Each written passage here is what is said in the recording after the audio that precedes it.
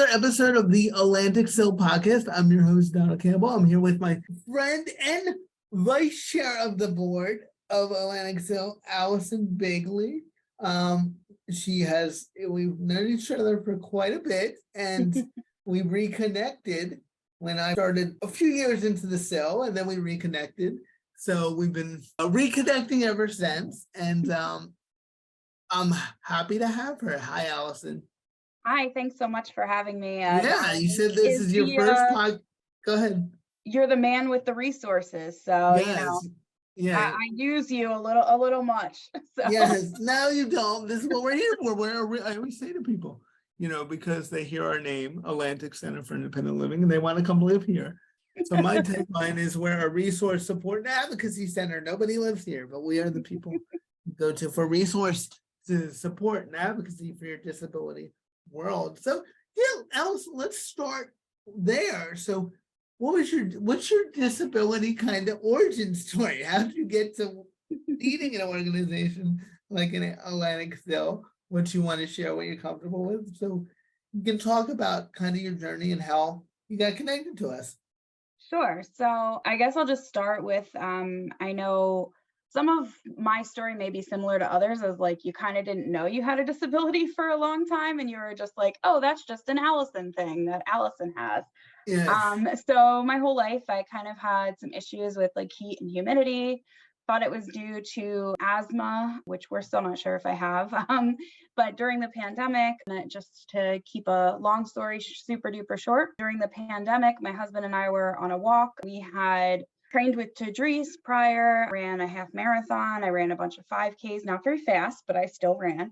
And we were going for a walk right around the street, actually, in our neighborhood. And basically, I had a sudden cardiac arrest, which led to me, I had my Fitbit on, so it was pretty cool to me, cool to science people, I guess. Not that I'm like an official science person, but that I could see. But actually, my heart had stopped on and off for about 45 minutes. That's concerning. Yeah, a little bit. So definitely, anybody that wants Red Cross training or CPR training, if my husband and some bystanders were not there, I would not be here. So it definitely does save a life, and you don't need anything but your breath, and the physical capabilities are able to be tailored in any way. But so anyway, again, long story super duper short, I then was hospitalized for a while. I was intubated. They woke me up without all my other medications that I had taken, which I am on medication for anxiety, which now I know is legally a disability. It really depends how much it affects your life, though. Yes. So so they had woken me up with no medication and told me I have a heart condition, and how long have you had this heart condition? And I did not know I had a heart condition. So then fast forward about 3 years, I was the Jefferson Heart Institute's valedictorian, they called me, because I passed absolutely every test. I had no known factors that they could diagnose, and couldn't really find anything wrong with me other than now my ejection fraction, which if you're like a heart person, my heart functions were a little lower than they should be. So I just kind of kept going to doctors and reaching out to resources. And there's a newer disease called it's not newer, but it's newer to humans discovering it, called microvascular disease. And that's actually what I have. So prior to my event, probably what caused my event is about 5 or 6 heart attacks in my small arteries. Wow. Yeah, and that is such a story that people should take note of for a lot of reasons. But I think some people assume that kind of when you have a disability, you get diagnosed, and it's like really everybody notices it right away and get diagnosed, and we're off to get our services and get our resources. But as you were saying, it took you a while to even know you had it. And did you have this your whole life? Did they know? So they think with microvascular disease, there's still a lot of new research coming out, but they think you're born with it. Basically, it's your small arteries are either misshapen. The way I kind of understand it, almost like sickle cell anemia, in the way that instead of your blood cells being misshapen, your actual small arteries are misshapen. So they're either too rigid. Think of I have like a cheap hose. I ordered my hose on, Right. Yeah. Right, like there's that like little crinkle in it where it Yeah, can. yeah. So anyway, any type of like cholesterol I have to be really careful of, and any type of stress can cause a heart attack pretty easily. All right. So how has your life changed since that day when you and like I think that's such a good story about the value of Red Cross training and CPR, because you're right, it could have been completely different. Like you probably, if Dylan wasn't there that day or you went on that walk on your own, your life could be completely different right now. So how has your life changed since then? Sure. So I was always like an overachiever, and True. really This know anything about that, do you, Donald? is true. This is accurate. And really, worked hard and put a lot of my identity into my education and my career. I was an admissions counselor, college admissions counselor. I traveled a lot by myself, and was also going to school full time, getting my master's. So I was also pretty active. I liked going to the gym. I liked going for walks and running really, really slow. And all of that really had to change. And I had to have so many times during COVID, we were like a new normal, but I also went through that during COVID. So I really had a new normal of like how much I could complete in a day. My tank, used to be I could fill it all the way up and then run it up to E, and now I can probably fill it halfway and run it to like 3/4 of the way down.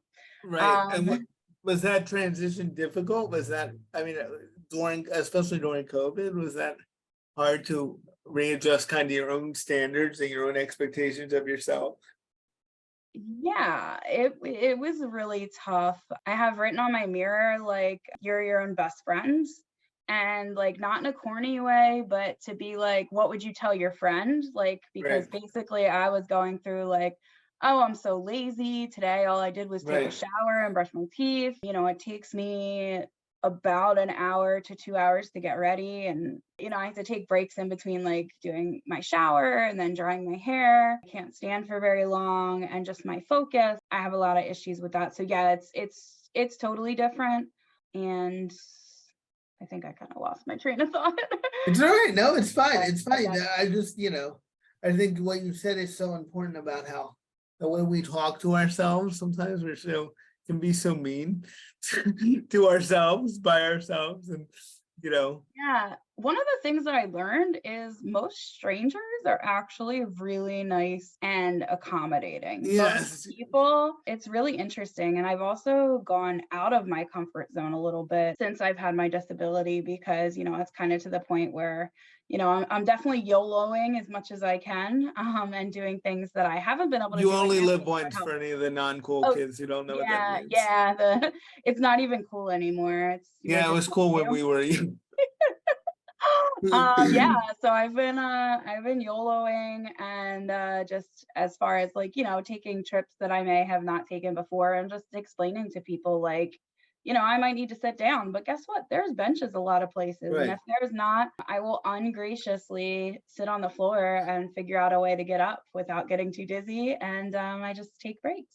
Yeah, and that's a great message to us. And just because you may have to do some things differently doesn't mean you can't do them. Like it doesn't mean just because you have a disability that you can never do anything adventurous or challenging, or maybe you can't do them like you used to do them before you knew about your disability. But there are other ways to do things. There's a lot to do in the world. And I think kind of one of the things that you learn when you have a disability is just because it's not the standard way of doing something doesn't mean it's not correct. Yeah, I think Um, my creativity has gotten to like, that's like my superpower now. yes, I carry a fan all the time that's like USB battery operated. I like overheat and have hard time like cooling myself down, because basically your blood flow cools yourself down sometimes. So I carry like a fan that's used for like baby strollers. Everyone's like, "Oh my gosh, that's awesome. Where'd you get that fan?" And I just feel like an expert life hacker sometimes. And I'm like, "Oh, well, I have to have it or I'd be like passed out on the grass. And it's not a good look." Um, so right, yeah, right. it's been nice. Yeah, I wanted to talk to you a little bit about kind of transitioning to college with a disability now. I know you didn't know about your disability in college, but I did. I couldn't hide my CP. It didn't, spontaneously come over me. You know, it's good to talk about if you're listening to this and you have a disability or you know somebody with a disability, transitioning to college with a disability can be different. Now, do you know anything about that during your time as a college admissions counselor, and kind of just give us an overview on that and what you think about that? Yeah, sure. So I did touch on that. There is a law that is a little bit misunderstood as far as like from an admissions standpoint. And we do talk about this often. There's like this theme of like things with disabilities there to help you. And like sometimes it feels like it's not helpful. Right. This is one of those instances, again, I have never asked for services as a student, but I've asked for services as a staff member. This is one of those things that I do think is helpful to not have. But so anyway, the state of New Jersey does not allow you to disclose that you have a disability to the admissions office. And that was because I believe it was Princeton University, which, you know, hey, don't quote me. I'm sorry if Princeton is not the university, but just something had come up that, you know, students were maybe unfairly looked at because they had a disability from disclosing that in the admissions process. So until you're admitted, you can't ask about your specific accommodations. But what you can do is you can go to the Office of Disability Resources, and any admissions officer should be able to help you with that and like do hypotheticals, like not even have your name, and be like, hey, I'm, you know, Donald Duck and I have CP, and, you know, what kind of, you know, I use, I'm just making this up, like a mobility aid. And I saw some classrooms are old. Do you have elevators in all your rooms or something like that? And they should be able to, without a shadow of doubt, be able to help you. It is a little different navigating from elementary school and high school into higher ed, because sometimes we do need to get a little more creative with some of the resources, and you're not automatically followed with that 504. Yes, I was going to touch on that too. This is a great point. I think people misunderstand this. A lot of times this is something I see, because when you're in elementary and high school, the school is obligated to find you with the disability. Like they're obligated to make sure they're serving people. In college, it's different. I mean, the college is still obligated to accommodate you, but if you don't let the college know you need an accommodation, they're not asking. So it's that reversal. And I think that sometimes when I see students, especially if they come from a pretty decent school and they're kind of in a bubble where all this stuff is just taken care of because it's been taken care of forever, and then they get to college and they're like, well, where's my note taker, and where's and the note taker's there, but you got to go let your disability office know I need this. And now I'm an academic advisor, and I always recommend to my students, if you do have a disability, register with disability services, get your 504 together. You do not have to use it. Exactly. But if you get to a class that's super tough and you do need that extra time, or you do need 5 minutes to get to class, because I think about it all the time when I'm scheduling my students' classes, they'll be like, oh, 15 minutes, that's plenty of, you know, time for me to walk a half a mile. And I'm like, for me, that would not work. So for me, that would not work either. So I absolutely would need more than that amount of time. And if I couldn't schedule classes that way, you know, I would need some type of note saying that. And it's so much easier to already have the accommodation. That way the professor knows ahead of time. Again, most people are very well intentioned. They just, you know college students, and especially for invisible disabilities, I see oftentimes that people feel that, you know, we can overcome what we have because they can't see it. I always tell people, you know, I'm sick of overcoming. I'm sick of overcoming. You can meet me halfway. And like, it'd be nice. I've overcome enough. Can you just give me the note taker, please? Yeah, I don't need to work harder because I have a disability. I will meet you at the same level, but I shouldn't have to work harder. So definitely disclosing, you know, that kind of goes for anything. And I think what you're saying is so important. Like, don't wait till the last minute, like, because it does take a while to get this stuff set up and to get, you know, it's not like, you know, a lot of colleges, it's not like, you know, you ask for a note taker and they hit a button and a note taker pops up. Like, they have to they have to ask people in your class. They have to, you know, find the right person. So, the more time they wait, you have looking for a note taker, because if you register late, you could be getting behind in your notes. So, we don't want you to drown, Allison. I want you to say it early Right. and to know what's going on, because, college is also different than high school, and when it's harder to get back up once you get behind. So, not impossible, but the earlier you could do that, the better it is for your stress level. So, and again, if you do poorly in a class, you can't go to your professor, well, I had a disability, so the professor's gonna say, well, I didn't know. Did you go to the disability office? And it's not gonna work out in your favor. I'm just saying. No, yeah, you don't want to drive the car before you built it. That's what students never want to come to orientation, and never is a huge generalization. Never want to come to No, it's a fair orientation. point. And I'm like, listen, the first day you got to get in that car and you got to drive around. So we have to get that car ready, and kind of like just not taking your car to inspection and expecting it to, run Right. smoothly the first day. I mean, you got to Right, sharpen we the want you to have pencil. time to work out the kinks. What if you get a note taker and it's not a good fit? What if you get a note taker and, there could be a lot of reasons. What if you thought a half an hour was enough time on test, but you found that, actually an hour would have helped you. That could be the difference between failing a class and not failing a class. So, I hate to be that horny adult, but it's true. Like, we're just trying to help you out. We're just trying to help you out. I've done it before, and I go to that office right away. And sometimes, as Allison will tell you, sometimes the office is usually a lot of times not called the disability office. It sometimes has a weird name. So you gotta look for it and ask about it. Sometimes it's called, I know, at Stockton it's called Learning Access, and my law school was called something else. So you gotta look. There is a disability services office. It does exist, so you gotta look for it and ask about it.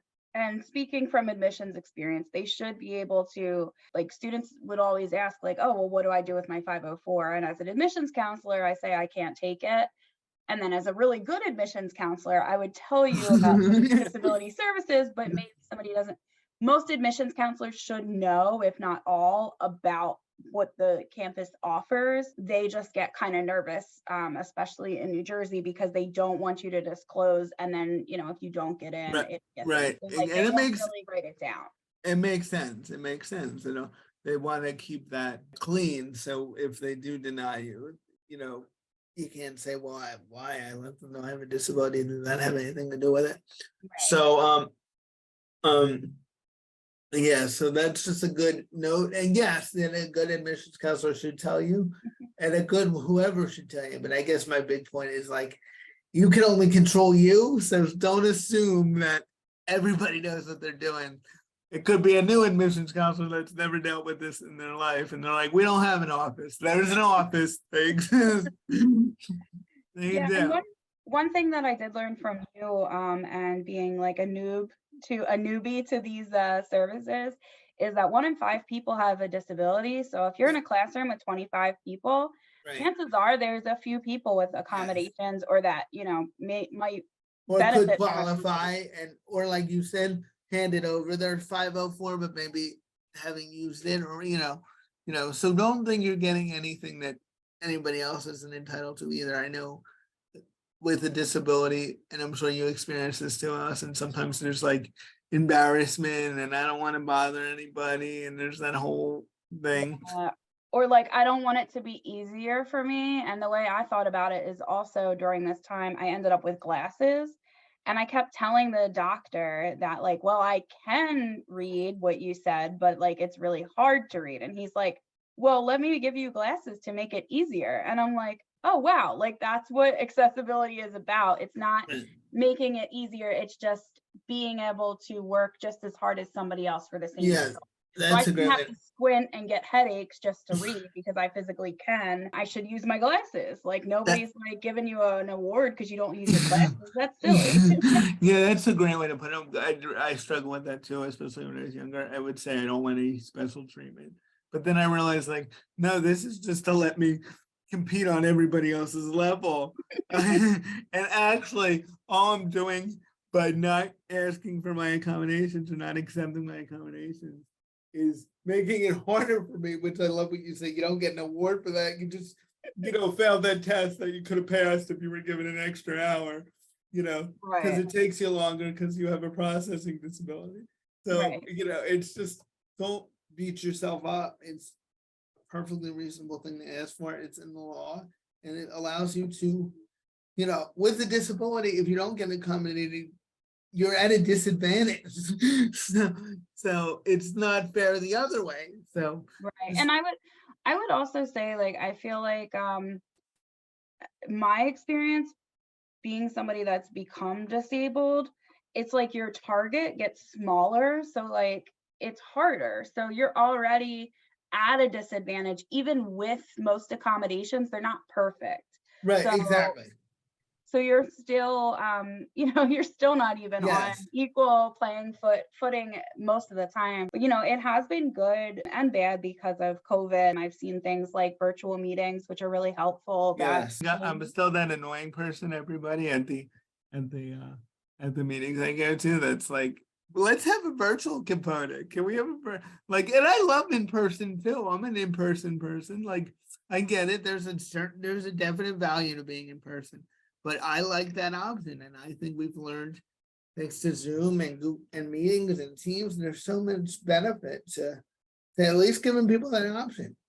Yeah, I'm definitely hoping that more remote work options become available, because I think, especially for us with those of us with invisible disabilities, chronic disabilities, my current job has been great with accommodations, but they keep every 3 months I have to ask for new accommodations because that's not the way my job is set up. It's traditionally more in person.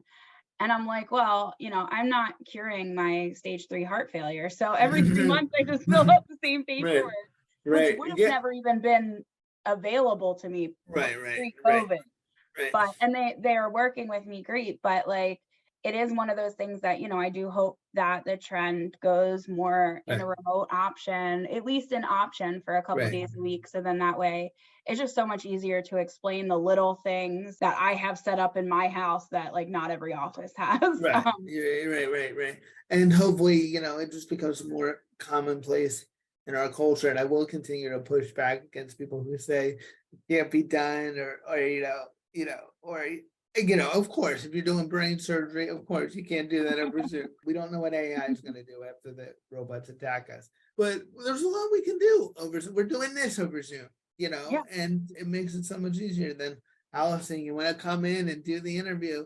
So it's just, I really hope we learn that in the pandemic, and I hope that all our fields take advantage of it. What has been the biggest thing most surprising thing you've learned since entering the disability world? What were you like, oh, like I did not expect this. I thought this was different. This is gonna sound cheesy, but I mean, you know me, I'm not like corny or anything, Yes. but not everybody else does. Like how, I don't want to say welcoming, but how like accepting people with other disabilities are.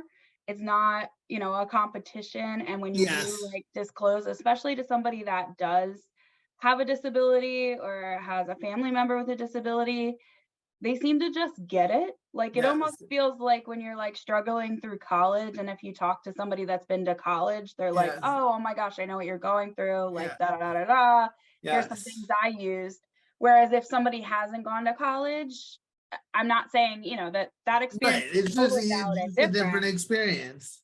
that they're kind of like, huh? So some people that you're super close to just won't understand the journey that you're on, even though they love you and care about you. And then other people that you just kind of meet randomly through like a Facebook group are going to be like, oh, how was that doctor's appointment? What's going on? Oh, that doctor didn't believe you had a thing either. I get that. Like, that doctor was completely dismissive of you. Try this doctor. They get it more. Like, and I think that's so true. Yeah, it's been nice because, as somebody that like I also like, even though my disability isn't visual, I always feel like everyone can tell, like sometimes I sweat or like I need to sit down, and like sometimes I'll just disclose because I feel like everybody knows, and people will be like, oh no, it's okay. Like we just thought you were sitting down or whatever. And like, then usually people that do have disabilities, whether visible or not, will like come up to me and say something like, oh, I'm glad you said something, or like, Right. here, I'll like sit back and walk with you. Sometimes I need to take my time too. So Right, yeah, there is, I mean, a lot of the focus goes to the negative sometimes, but there is a lot of positive. There's a whole community out there. There's a lot of great resources in social media, a lot of great groups on social media that you can join for all kinds of disabilities, just to know you're not alone. And I think, that'd be a great place for us to end. I mean, there are resources out there, and there is a community out there, and there's a lot of positive out there, especially in today's day and age. I've noticed there has been a turn, even since I was younger, when the ADA was just passed in 1990 when I was born. I always say for the specific reason that I was being born. That's probably why they all got together, all the they were legislators. like, But oh, we see a future law student in yeah, this so guy. We yeah, better so get our act together. yeah, so but now there is a whole culture of people are like, I have a disability and I deserve my accommodations and I'm here in the community, instead of like, I think especially when we were growing up, and definitely in previous generations, it was like, let's hide it, let's not talk about it.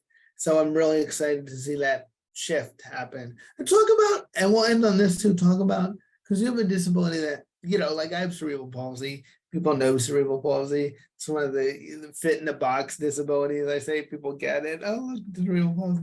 But talk about kind of having an unseen disability and what that can be like. You talk about a little, and just give some people some advice on how to deal with that. So as far as like, your body, I've been in this body for 33 years. And I wouldn't say that any doctors were like absolutely dismissive, but some doctors were just like, hey, this is the way your life's going to be, and we don't know why. And that wasn't good enough for me, especially because my health was deteriorating at that point, and we didn't know what to do to help it, and how I could, move along. Also, like, people ask you, like, hey, for lack of a better term, like, what is your disability? And I Right. just had a heart condition question. So I guess knowing your body and knowing what you need, whether you get a diagnosis or not, and until somebody goes through like looking for a diagnosis and not having one, I don't think you can really fully understand how frustrating it is, because even if the doctors are the nicest things and they believe you, there's no like getting to the end of the puzzle. Right. Sometimes they just don't have that piece. Right. Like, And it's like, what do you mean? Like, I visited every single cardiologist in the Northeast, like, or whatever. So I guess just don't exhaust yourself, but look for answers and make it more of like a game, which kind of right. sounds sick, but like, I was basically like, okay, this is like SVU. Something hurt me, and I'm going to figure out what it was, Right. and I'm going to get that thing back by Right. And taking also I'm medicine. gonna feel like I'm gonna look at every corner and feel like I tried everything I can to get this answer. Like, all right, I'll talk to that doctor too. I'll talk to that doctor too.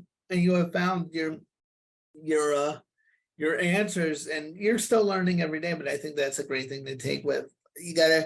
I always say you gotta kind of embrace the grind and embrace the journey. And it is unfair and you shouldn't have to do it.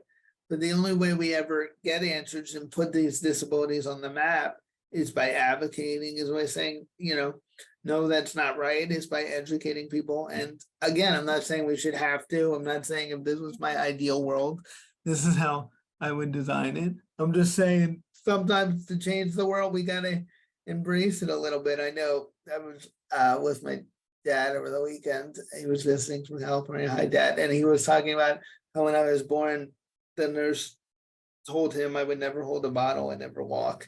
So just because somebody's a medical expert does not mean they know anything that of what's going to happen. So, and I think Alyson knows that too. Just because a doctor said something doesn't mean there's not another doctor who might see it differently. So trust Right. yourself. And I think that's a great thing to end on. Anything in closing, Alyson? So, I mean, I guess with all of learning all of this and everything, I have a pacemaker defibrillator. And over the weekend, I did something out of my comfort zone. I took like an all girls trip, and me and my pacemaker defibrillator and I were really tested And just with walking around and doing a little more than I usually do. And everybody always asked me, like, did you name your pacemaker defibrillator? And I never did, but now I did. And her name is Grace. And I Oh, think, see. you need to have some grace with your disability. And that's kind of what I've come to after. And it took us a long time to get to name each Yes. other. Yes. But so her name's Grace. And Yeah, and I that's think a that's big thing. awesome. And how was your trip? Was it a good trip? Oh yeah, it was a lot of fun. Yeah, it was something totally out of my comfort zone that probably a lot of times we don't talk about this, but like pre-disability, I probably would have been like, let me save money, let me do this. But as somebody that like cheated death once, I'm kind of like, let me try as many things as I can and get as Yeah, I might uncomfortable as I want to go can. to my girl's trip, but I don't know how much, you never know. So it's like, why not? What's the worst Yeah. that can happen? What's the worst that can happen? Yeah, yes. And it was really fun. And I met some people. I only knew one person that was going. So it was definitely out of my comfort zone. But I think, especially for our mental health, we need to do things like that to make Right. life worth living and especially for those of us. I think a lot of us, disability or not, have to like fight for every day. And, Exactly. you need a reason. Exactly. Just because it scares you doesn't mean it's not worth doing. And like you said, what's the worst that can happen? You went to a trip, you didn't like it, and you don't go to the trip again, but you ended up liking it. And I love the story about you kind of accepted your disability even further by naming your pacemaker Grace and learning that it's just part of you. So thank you, Alyson, for doing this interview, and it was fun. Awesome. Thanks so much, Donald. Really All appreciate right, it. have a good week. All right, you too. All right, Bye. bye.